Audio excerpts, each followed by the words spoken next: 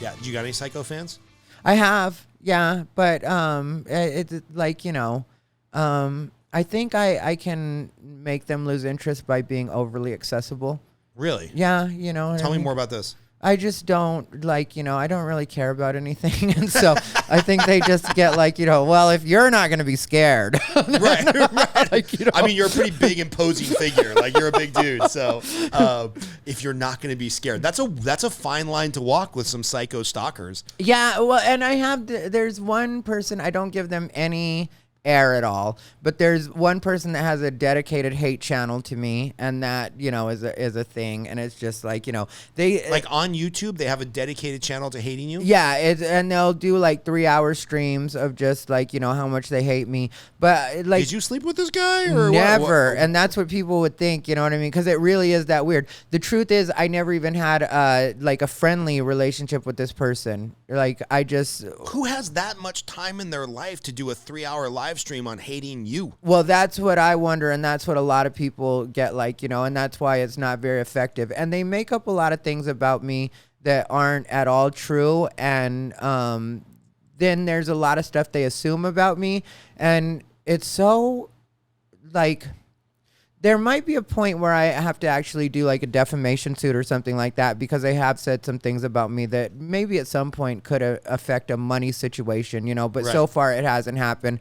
And the burden of proving that, is actually pretty high. You can't just defamation is one of the hardest things to prove. Yeah. Yeah. And so, but when you're a public figure like you, someone can really fuck with your money, right? If they've really got it out for you, it doesn't take too many club cancellations before you're like, man, this is really a dent in my wallet. Yeah, well, and that's what they've tried to do in certain instances, but with a lot of the stuff that I hear them say about me, it's just because it's been going on for 2 years now. That dude is committed. Yeah, over 2 years. Is it now. a dude? I'm it was. June was 2 years.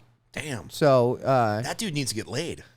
Legit. Yeah, it really is. It really is. That one's the only one that's really been truly weird for me, because and I'm not exaggerating at all. One day you might come across it, just because if you ever check out my stuff, his stuff will likely come up in the recommended from YouTube, just because of the way the algorithm works. And you'll see it's literally 2 and 3 hour streams about me. And I don't watch it, but every once in a while somebody will send me a clip or say, hey, this person is saying this about you.